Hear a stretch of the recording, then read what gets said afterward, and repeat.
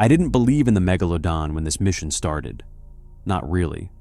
I believed in numbers, sonar returns, pressure limits, steel tolerances. I believed in the ocean the way engineers believe in bridges. Something hostile, yes, but measurable. Predictable within margins. Something you survive by respecting, not fearing. That belief didn't survive the first descent. My name isn't important. If this recording ever surfaces, the location metadata will already give away more than I'd want tied to it anyway. All I'll say is that I was part of a privately funded deep-sea survey operating in the southern Indian Ocean, roughly 900 nautical miles west of Australia. The coordinates won't show anything special on a map. No trenches with famous names, no underwater mountain chains anyone talks about, which is exactly why we were there. The site had been flagged 6 months earlier by an autonomous survey drone mapping temperature anomalies along the seabed. It picked up something massive moving through colder layers, something displacing water in a way that didn't match tectonic activity, submersible traffic, or known marine life. The anomaly wasn't fast, it wasn't erratic. It moved like something that had no reason to hurry. The internal joke during prep was that we'd found the Meg. No one said it seriously, but it stuck. Megalodon was a convenient myth, a label you could slap on a mystery to make it feel less open-ended. If it was a giant shark, then fine. Sharks have rules. Sharks have limits. We launched just after midnight. The submersible, Aquila 7, was rated for depths well beyond where we planned to operate. But even so, you could feel the pressure building as we descended. The hull groaned in that slow, organic way metal does when it's being reminded that it doesn't belong somewhere. I was seated portside, monitoring sonar and environmental data. 2 others were with me, our pilot, Renner, and a marine biologist named Caldwell, who had insisted on joining the dive despite not being cleared for prolonged, deep exposure. She said this was the opportunity of a lifetime. Looking back, that should have been the first warning. At around 800 meters, the ambient light vanished completely. Not the gentle fade you get on shallow dives, but a hard cutoff, like someone had shut a door behind us. The floodlights carved out a small, artificial bubble of visibility. Rock, silt, drifting particles that looked like underwater snow. That's when sonar picked it up, a return so large it didn't immediately register as an object. At first, I thought the system was malfunctioning. The echo came back too clean, too smooth. No fragmentation, no irregular edge. Just a single, continuous mass moving parallel to our descent. I adjusted the gain, then the range. The object stayed with us. Contact, I said, trying to keep my voice neutral. Large biological, maybe? Hard to say size. It's matching our depth. Renner glanced at the display, then back out into the darkness ahead. That's not possible. Nothing that big tracks like that. Caldwell leaned forward, eyes wide. Could be a sleeper shark. There are deep water species we barely understand. I wanted to agree with her. I really did. But the return wasn't shaped like a shark. It was too long, too thick through the midsection, and there was something else. A pattern in the movement. It wasn't circling us. It wasn't approaching. It was pacing us, like it was curious. We continued descending. At 1,200 meters, the water temperature dropped sharply. That alone wasn't unusual, but the thermocline was thicker than expected, like a wall we passed through. For a few seconds, the sub vibrated as if moving between layers of resistance. Then the sonar contact moved. It rose, fast. The return streaked upward along the edge of the display, vanishing into the black above us. Renner swore under his breath. Caldwell laughed, a nervous, breathless sound. "There," she said. "See? Shark behavior, ambush tactics." I didn't respond. I was watching the timestamps. The speed it had moved at wasn't consistent with any known shark species, extinct or otherwise. Before I could say that out loud, the contact reappeared. Below us, much closer. This time, the system auto-scaled. Estimated length, over 20 meters. Depth, matching. Orientation, vertical. Something was rising from beneath us. I remember thinking very clearly that if this was the Megalodon, then we'd underestimated it. That the legends hadn't exaggerated. They'd softened it. Turned something real into a story that felt safer. Because legends don't look up at you from the dark. And whatever this was doing exactly that. The sonar contact didn't rush us. That was the worst part. It stayed just below the sub, maintaining a precise distance, as if it were measuring us. Every few seconds, the return pulsed slightly, not from movement, but from a shift in orientation. Whatever it was rolling, turning one side toward us, then the other. Renner adjusted the external cameras, sweeping the floodlights downward. For several seconds, all we saw was particulate haze, illuminated specks drifting lazily through the beam. Then something crossed the light. Not the full body, just a curve. A massive arc of gray-blue flesh passed through the edge of visibility and vanished again, moving slowly enough that my brain had time to register scale before fear kicked in. It wasn't smooth like a dolphin or scarred like a whale. The surface looked layered, ridged, almost plated. Caldwell's breathing hitched. That's not right," the sonar chimed again, length estimate updated, 23 meters, then 25. The system kept revising upward, struggling to resolve the full shape because it couldn't find a clear endpoint. "That's bigger than the largest recorded Meg," Renner said quietly. I didn't answer. I was staring at a secondary readout that hadn't been active before. Background noise. Something was interfering with the hydrophones. A low-frequency vibration had started bleeding into the audio feed. Too deep to hear directly, but strong enough to register as pressure fluctuations. The hull responded with faint creaks, like distant knuckles cracking. Caldwell leaned closer to the glass. "Why isn't it attacking?" "Because predators don't always rush," I thought. "Sometimes they test." The shape passed through the light again, closer this time. I caught a glimpse of an eye, just one. It wasn't positioned where a shark's eye should be. It was lower, forward-facing, and it reflected the floodlight with a dull, milky sheen, like something that hadn't seen light in a very long time. The Megalodon myth started to feel inadequate. "Renner," I said, keeping my voice steady with effort. "We need to ascend." He hesitated. "Protocol says—" "I don't care what protocol says. This thing is not behaving like a shark. It's not territorial. It's not hunting. It's evaluating." As if on cue, the sonar contact shifted again. This time, it moved around us.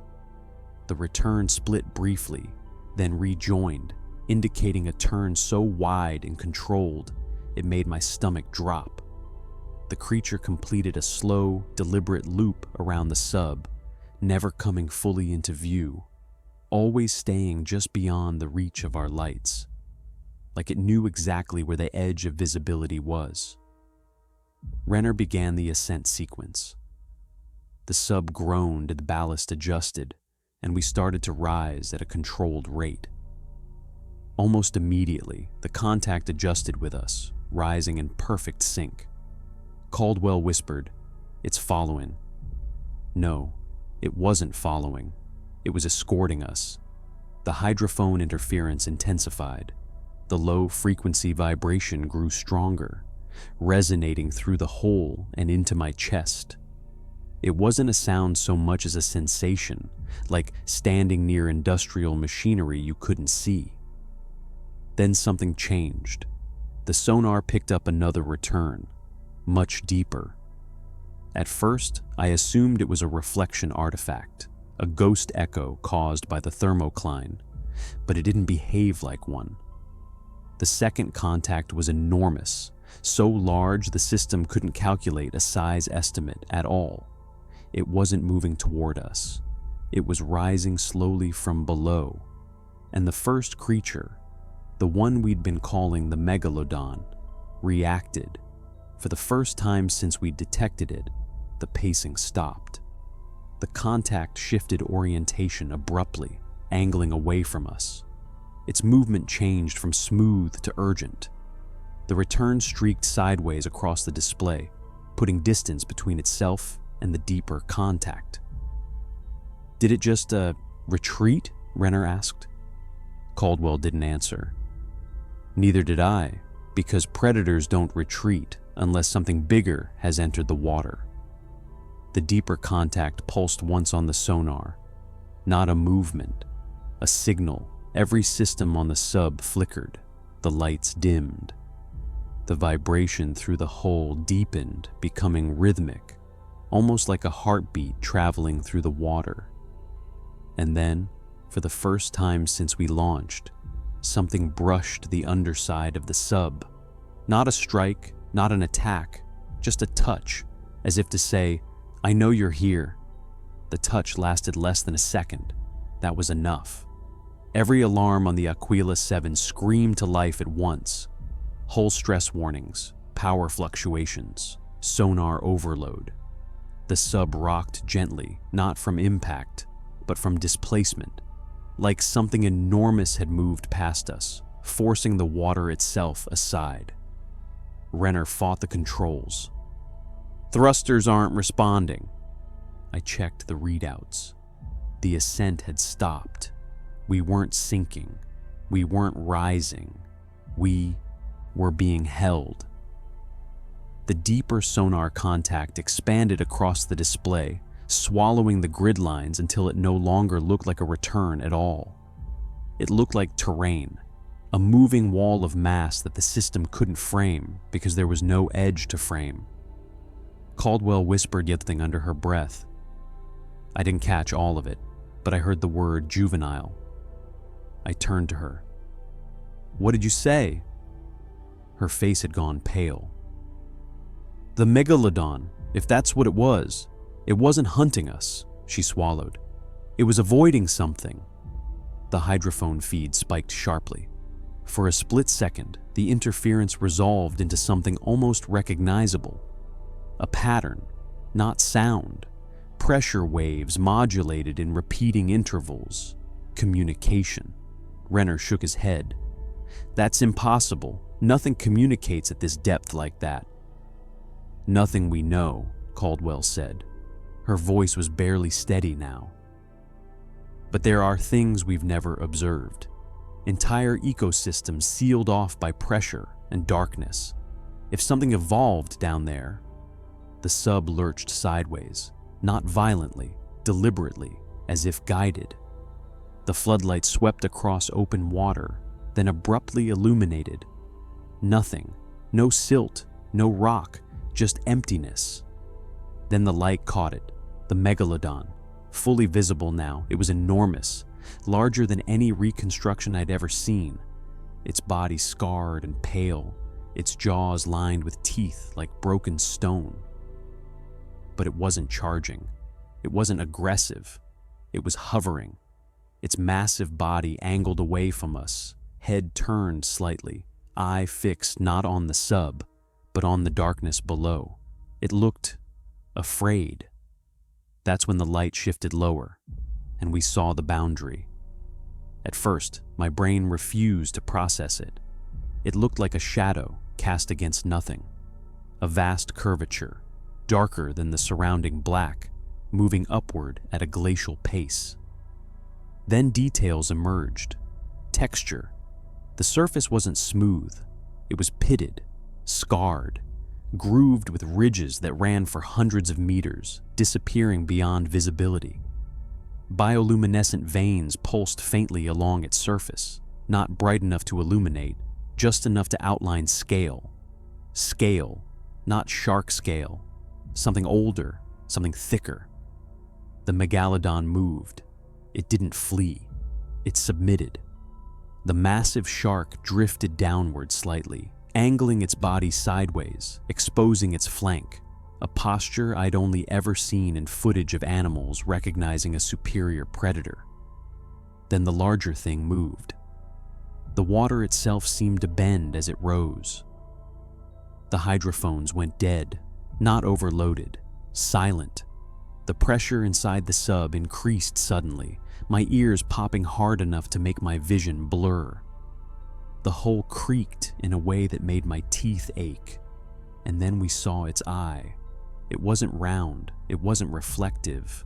It was long, vertical, and set deep into a fold of flesh so thick it looked armored. The eye didn't glow. It absorbed light. The Megalodon vanished from view, darting sideways into the darkness, fleeing with a speed that finally matched the legends. The larger creature didn't pursue. It didn't need to. Its eyes shifted, locked onto us. The vibration returned, stronger now, resonating through bone and metal alike. Not sound, not movement, attention. Caldwell started crying quietly. "It's not hunting," she said. "It's waking up." Renner slammed his fist against the controls. "Emergency ballast release." Nothing happened. The creature rose higher. The sonar display finally registered a size estimate. It flickered once, then displayed a warning I'd never seen before. Object exceeds mapping limits, and beneath it, in smaller text, probable organism, classification, unknown. The thing opened its mouth, not wide, just enough, and the water between us and it moved, not pushed, pulled. The pull wasn't sudden. That terrified me more than if it had been. The water began to move in a steady, deliberate flow toward the creature's partially opened mouth, dragging silt, debris, and microscopic life along with it. The sub drifted forward inches at a time, as if caught in the edge of a current we couldn't feel directly.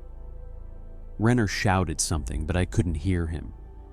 My ears were ringing too hard, the pressure building unevenly, like the ocean itself was inhaling.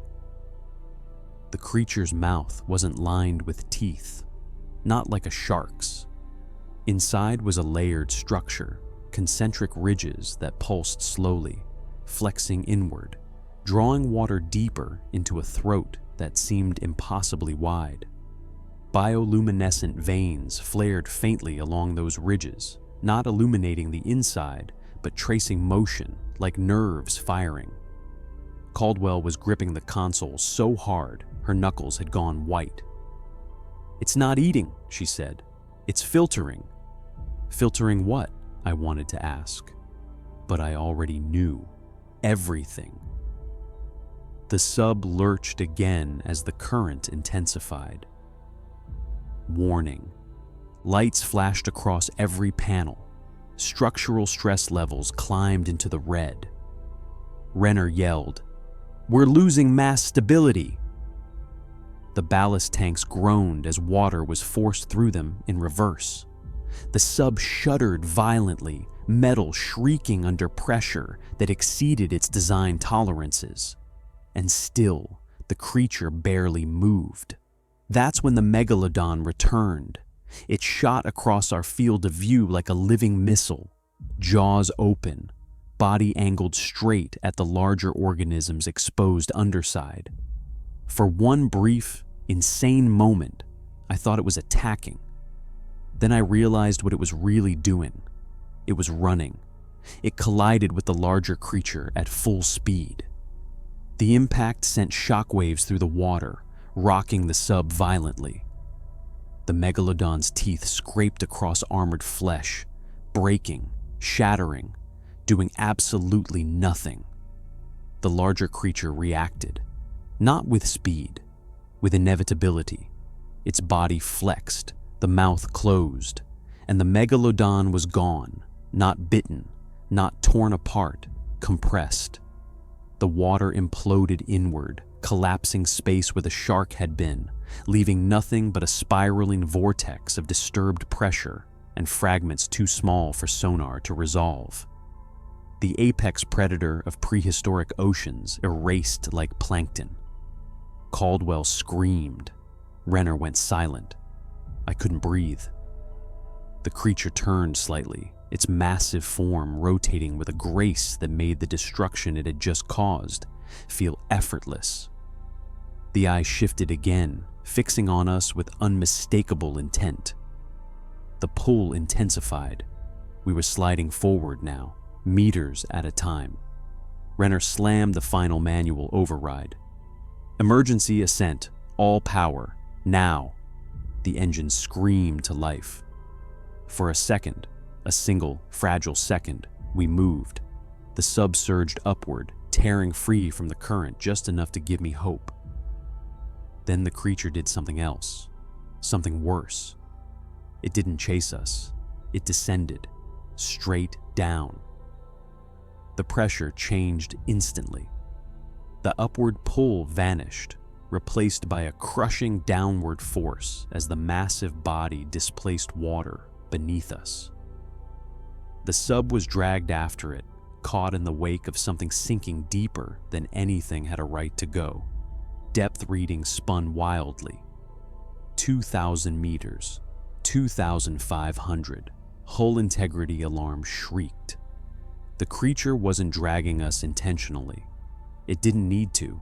We were collateral. As it descended, the surrounding water darkened further, the black deepening into something thicker, heavier, like ink. And then we saw them, more shapes, far below, not one, not two, multiple returns, faint but massive, arranged in slow, drifting patterns. Caldwell's voice cracked. It's not alone. The realization hit me all at once. The Megalodon hadn't been the apex predator. It had been prey, and this wasn't a monster. It was part of an ecosystem, one we were never meant to see. The sub shuddered violently. The lights flickered, and then, abruptly, everything went still. The pull stopped. The pressure stabilized. The creature vanished from sonar. Renner whispered, "Why did it stop?" I didn't answer. Because something else had just appeared on the display. Something directly above us, waiting. The sonar return above us was different. Smaller, sharper, focused. Renner stared at the display, his voice barely a whisper. That's another one." "No," Caldwell said quietly. "That's not the same." The shape above us wasn't massive in the same overwhelming way as the one below. It didn't distort the sonar grid or overwhelm the sensors. It held a precise outline, long, narrow, deliberate, a hunter. Before we could react, it moved.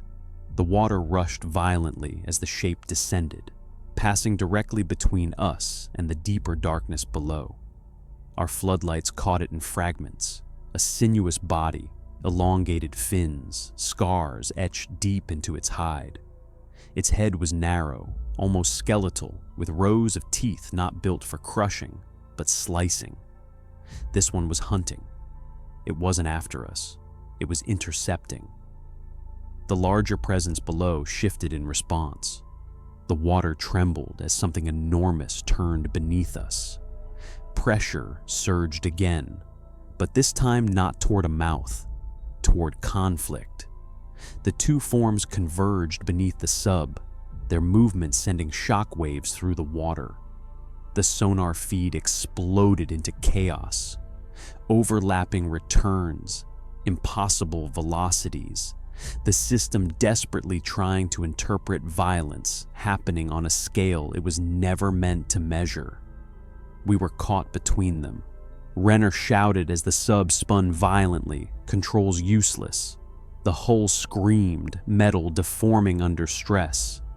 Lights shattered. The interior plunged into darkness, lit only by emergency LEDs flickering red. For a moment, I thought we were going to be crushed between gods. Then everything stopped. The pressure dropped. The water calmed. The sonar cleared. One contact remained, the larger one. The hunter was gone. No debris, no trace, just absence. The creature below shifted once more, slowly, as if settling back into a depth where nothing challenged it. The pressure eased enough for the sub to regain buoyancy. Renner triggered the ascent without hesitation. We rose fast, too fast. Every warning light screamed, but none of us cared. The sub groaned and protested, but it held together long enough to break free. Hours later, we surfaced. The support vessel hauled us aboard in silence. No one asked questions. No one celebrated survival. We were debriefed, separated, and made to sign documents thicker than any contract I'd ever seen. The data was confiscated, the recordings erased. Officially, the mission encountered anomalous biological readings and was terminated due to equipment failure. Unofficially, we were told never to speak of it. They said the ocean has always had mysteries. They said myths are just misinterpretations. They said the Megalodon went extinct millions of years ago. They didn't say what hunted it. I still dream about the eye, about the way it looked at us, not with hunger, not with curiosity, but with recognition. Like we were something it hadn't seen in a long time, something new. And that's what scares me most. Not that we found it, but that it noticed us. If you made it this far, thank you for listening. If stories like this keep you awake at night, consider subscribing to Buried Awake. New stories arrive every week. And once you start noticing the patterns, it's hard to look away.